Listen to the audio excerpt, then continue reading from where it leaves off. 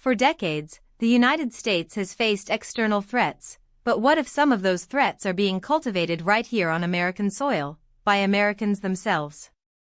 Are we witnessing a sophisticated foreign influence campaign designed to undermine our policies and bolster a communist regime thousands of miles away? Before we dive into this complex story, if you want to stay on top of everything happening in US politics, hit that subscribe button right now and leave a like. It really helps this channel grow and allows us to bring you more in-depth reporting like this.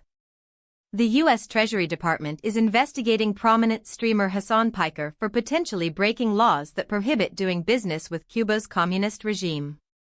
But sources tell Fox News Digital that this probe is just the tip of the iceberg. It's part of a wider inquiry into a possible influence operation by Cuba, and it's allegedly being led, in part, by a charming senior diplomat at the Cuban embassy right here in Washington, D.C. This isn't just about one streamer, it's about a global, transnational pro-Cuba network that's been quietly building its presence in the U.S. for years. This network recently brought Piker to Cuba in March as part of something called the Nuestra America Convoy, or Our America Convoy. Piker himself admitted on a podcast that the Cuban government, through his embassy contact, promised him consistent internet access if he'd make the trip. He didn't name the contact, but investigators believe they know who it is. This joint investigation involves the Justice, State, and Treasury Departments, indicating the seriousness with which federal officials are treating these allegations. Our own investigation led us to a worn building in Wilmington, California, marked Machinists Hall. Inside, just recently, pro-communism activists gathered. Piles of Che Guevara pins, copies of the Communist Manifesto, and the militant newspaper were laid out. 50 people crammed into a room dominated by a banner screaming, U.S. hands off Cuba. Remove Cuba from state sponsors terrorism list. End the blockade, trade, travel bans, sanctions. The sponsor for this strategy session? The U.S. Hands Off Cuba Committee, a coalition of 23 organizations, including Code Pink, whose co-founder Medea Benjamin was also subpoenaed for her trip to Cuba in March. They weren't just strategizing, they were listening to David Ramirez Alvarez, the second secretary at the Embassy of Cuba, who is now under scrutiny for allegedly coordinating this malign foreign influence campaign on U.S. soil. The Cuban embassy, of course, denies any wrongdoing, stating their diplomats strictly comply with the Vienna Convention, which, ironically, includes respecting the laws of the receiving state and not interfering in internal affairs. But the scope of this network is far more extensive.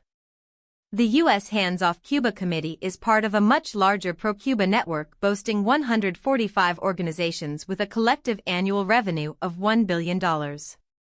We're talking labor unions, university groups, anti-war coalitions, socialist organizations, racial justice nonprofits, and even religious groups.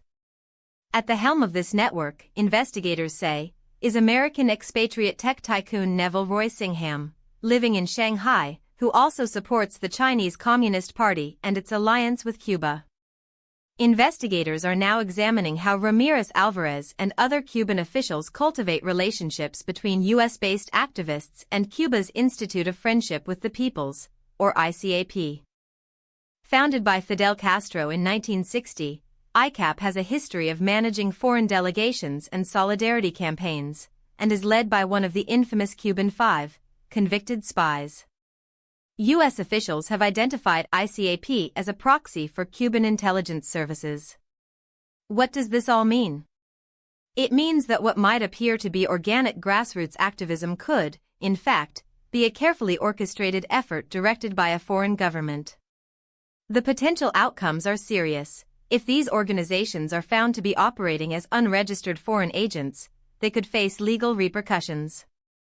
More broadly, this highlights the vulnerability of our open society to foreign influence operations that seek to manipulate public opinion and sow division. We saw this echoed in a 2017 directive, National Security Presidential Memorandum 7, which called for a strategy to investigate and disrupt entities engaged in acts of political violence and intimidation, and to identify and disrupt financial networks funding domestic terrorism. This Cuba probe aligns directly with that directive, examining activist organizations, funding pipelines, foreign coordination, and potential sanctions violations. The meeting in Wilmington wasn't just about advocacy, it was a strategy session. Ramirez Alvarez briefed attendees on congressional legislation, lobbying efforts, and political allies in Washington, all aimed at pressuring lawmakers to lift sanctions. He outlined specific bills, like S. 136 and H.R. 7521, designed to repeal parts of the U.S. embargo, and even referenced resolutions critical of U.S. interventionism in Latin America. He didn't shy away from rhetoric, calling the U.S. embargo an act of war and genocidal action, language mirroring that used by the very organizations he was addressing. This raises a critical question: where does constitutionally protected advocacy end and coordinated political activity directed by a foreign government begin? So what do you think about this? Is this genuine solidarity, or a carefully constructed foreign influence operation? Drop your opinion in the comments below. I read every single one. This isn't a new tactic. For over 6 decades, since Castro's revolution, Cuba has cultivated an American solidarity infrastructure, evolving from Cold War movements to today's network. The Venceremos Brigade, formed in the late 1960s, brought American activists to Cuba for political solidarity work. Today, many of these same pathways are active, and Ramirez Alvarez is at the center, appearing at events across the country, advocating for Cuba's interests. Federal investigators are now scrutinizing whether these activities cross the line into coordinated foreign political activity requiring registration under the Foreign Agents Registration Act.